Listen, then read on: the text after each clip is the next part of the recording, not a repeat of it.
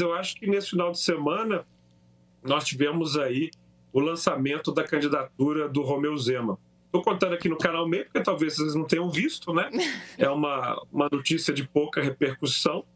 E, claro, os seus apoiadores, os apoiadores do Romeu Zema, vão falar assim: Gabriel, vai desdenhando aí, vai desdenhando o que vai acontecer com o Romeu Zema, o que aconteceu em 2018.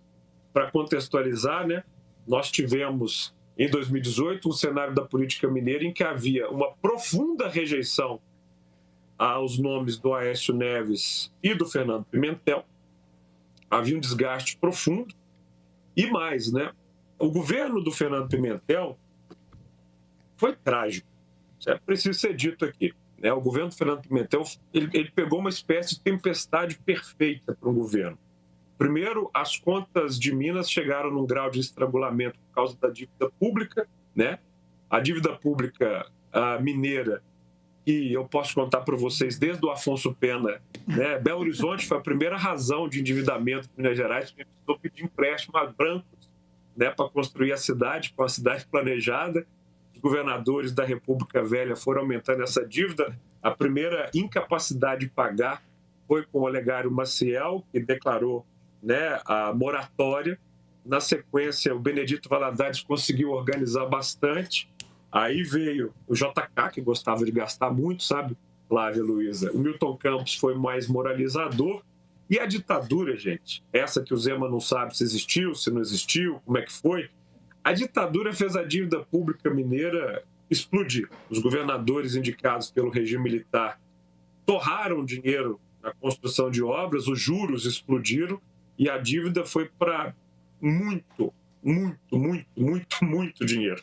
E na hora da redemocratização, o Tancredo ficou um pouquinho, o Hélio Garcia ficou um pouquinho, o Newton também ficou. E na hora em que a gente tem, pós-Plano Real, um processo de renegociação, o então governador Eduardo Azeredo fixa valores de juros que são completamente draconianos com o povo mineiro. Sabe, assim, você pagava os juros da dívida, é um famoso cartão de crédito. Minas Gerais está pendurada no cartão de crédito e não consegue chegar na hora de pagar a dívida. Está pagando juros. Ô, Gabriel, e esses juros eu tô rindo aqui porque o Rodrigo Rodrigues está dizendo exatamente que ele acha muito chique isso de declarar moratória, que ele vai declarar dos cartões dele mesmo. Em Minas Gerais foram dois que fizeram isso. O Olegário Maciel, né, que foi um governador ali que, coitado, foi vítima da maldição da Maria Papuda, que tinha uma casa onde é o Palácio da Liberdade, que jogou praga lá, ele morreu de infarto na banheira do palácio. E o outro, o saudoso governador que vocês conhecem, foi presidente da República, antes de ser governador de Minas, o Itamar Franco, né? O Itamar Franco, que assume o governo depois do Eduardo Azeredo, ele rodeia o Palácio da Liberdade com tanques, dizendo que não ia pagar a dívida para o Fernando Henrique Cardoso. Vocês se recordam desse episódio histórico da política mineira, né? É uma espécie de segunda Inconfidência, assim. Confidência não, porque Confidência queria tornar o Brasil todo republicano. Mas é uma coisa de Minas vai se separar, né? Trincheiras no entorno do palácio, porque o Itamar, em essência, estava muito certo. Os juros da dívida pública mineira, eles são altíssimos. E o fato é que, ao longo dos governos Aécio e Anastasia, esses juros foram sendo pagos religiosamente por mês. É só conferir, não estou aqui puxando o saco, é um fato. Só que, à medida em que esses juros iam pagando, a dívida não ia diminuir. Ela só ia se ampliando. E enquanto a economia vai bem, enquanto a China está explodindo de crescer e comprando mineiro a toda, né? Nos anos 2010, a gente teve crescimento de 10%, Minas cresceu. Aí tem dinheiro sobrando, está tudo certo. Mas na hora que vem a crise econômica relacionada, sobretudo, à crise política de 2013, essa grana começa a diminuir. E o Anastasia, que governou de 2011 a 2014, ele tinha dado um aumento salarial para a Polícia Militar de Minas Gerais, escalonado em dobrar o aumento, Flávio. Dobrar os salários policiais de 2011 a 2014, de maneira escalonada. Quando chega 2015 e você junta o aumento da folha de pagamento com a diminuição do potencial econômico, se estrangula o governo Pimentel. E na hora que o governo Pimentel se vê estrangulado, ele vai até o Supremo Tribunal Federal e solicita o não pagamento da dívida. Olha isso, hein? Então, ao longo do governo dele, você tem um pedido para não pagar os juros da dívida num cenário de retração econômica, com o Pimentel respondendo a 1000 questões da Polícia Federal, com a mulher dele tomando risco de cadeia por denúncias de corrupção, com o governo completamente desbaratado, com a coisa de não pagar o funcionário público em dia, caos.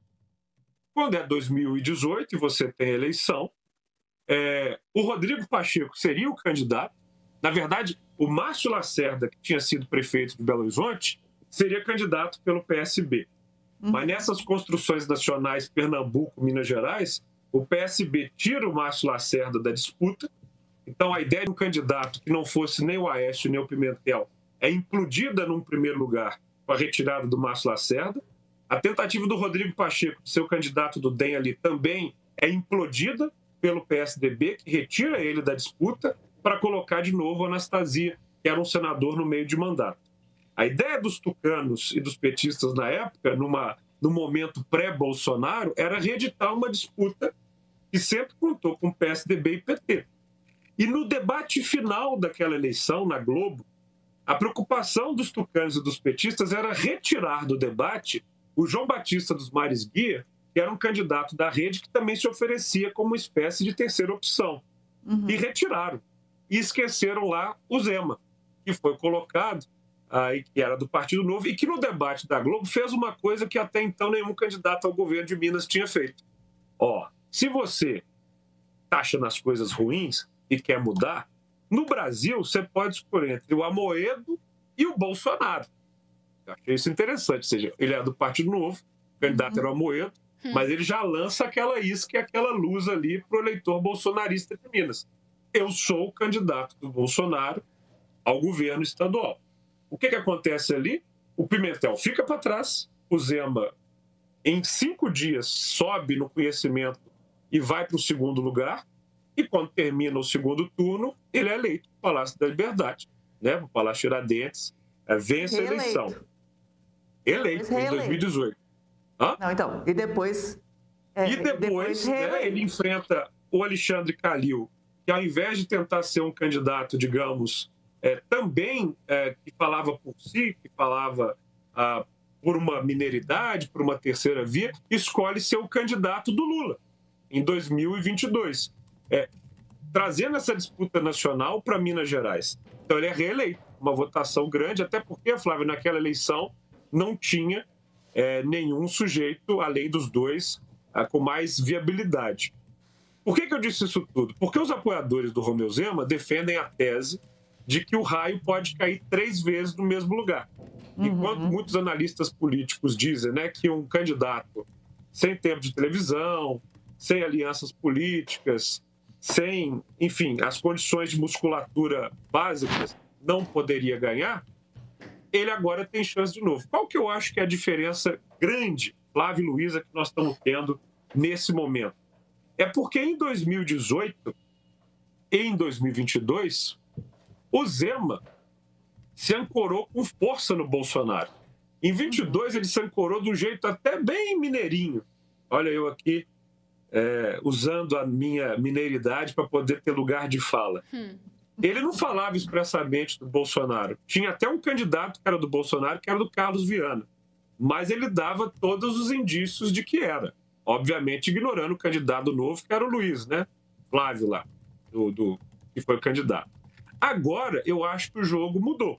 Senão, o filho do Bolsonaro não tinha chamado nominalmente o Zema de rato. Na visão do clã Bolsonaro, Romeu Zema é um rato, um roedor, que está em busca de migalhas do bolsonarismo para se firmar candidato. Eu, enquanto mineiro, né, que tenho um orgulho profundo de Juscelino Kubitschek, de Tancredo Neves, penso que a cadeira do governador de Minas Gerais é a mais importante depois da do presidente da República na política brasileira. Quando quem está sentado nela sabe o tamanho que ela tem. E me desculpe, claro, os outros governadores, os outros estados, mas é que eu compreendo, obviamente, o papel que Minas tem nessa política nacional. Não é à toa essa história de que o presidente que ganha em Minas ganha no Brasil. Um estado com 853 municípios, com uma diversidade brasileira situada na própria territorialidade, com um estilo de fazer política que envolve uma série de ensinamentos e um conjunto de habilidades que se soma muito no jogo nacional, deixa isso para as pessoas. Mas me parece, no momento, gente, que o Romeu Zema não quer ser o candidato de Minas Gerais à presidência do Brasil. Senão, inclusive, ele poderia ter lançado a candidatura dele em Belo Horizonte, em Araxá, mas ele escolhe lançar essa candidatura em São Paulo. Mesmo erro, aliás, que o Aécio Neves cometeu quando quis ser candidato a presidente. Me parece que tem muitos espaços aqui em Belo Horizonte que podem ser utilizados. E não à toa, gente, sim, o Zema tem aprovação em Minas Gerais, mas a reprovação do Zema em Belo Horizonte é de 75%. É grande, é grande. E há, sim, alguns calcanhares de Aquiles que eu diria para vocês, o Zema precisa começar a pensar e a resolver antes de se projetar tão somente como um candidato a presidente da República Brasileira. Sabe, como eu sou aqui de Minas Gerais, me permitam, vai ser muito questionável para o Romeu Zema dizer que ele quer varrer o PT do Brasil e atuar como ele fez ontem aqui na região metropolitana. Ele estava entregando uma obra em Contagem, que é o lugar onde tem a prefeita Marília Campos, a petista mais popular de Minas Gerais, eleita aí com uma grande votação, e a assessoria do governador pede para ela sair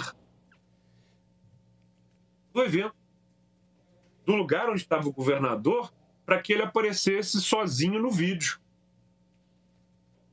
A obra é conjunta, governo do estado e prefeitura. Como é que você tem uma relação institucional com prefeitos que são de outros partidos dessa natureza? A prefeita que foi convidada a sair de cena, não quis sair de cena, saiu do evento. E como é uma mulher muito elegante, não falou mais nada a respeito. Mas essa ideia de querer ser um candidato a presidente que pretende varrer um partido do Brasil, fala com um nicho. Insisto, ele quer ser um candidato do Bolsonaro. Governador mineiro, Minas Gerais, por tradição, não é uma política que varre ninguém, né? Isso é coisa, talvez, do Jânio Quadros. Ei! Tem novidade quente por aqui. Na quinta-feira, dia 21, às 19 horas, o episódio 1, A Democracia Não Descansa Jamais, do documentário Democracia, Uma História Sem Fim, vai ficar disponível de graça no YouTube do Meio por 72 horas. Mas é só até domingo, hein? E antes, às 6h30 da tarde, tem um esquenta especial em uma live com Pedro Doria, Ricardo Rangel e Christian Lynch. A gente vai conversar sobre os bastidores dessa produção que é exclusiva do Meio Premium e discutir temas como a trajetória e os desafios da democracia no Brasil até hoje e o que podemos esperar para o futuro. Então já marca na sua agenda, convide os seus amigos e vem participar ao vivo com a gente.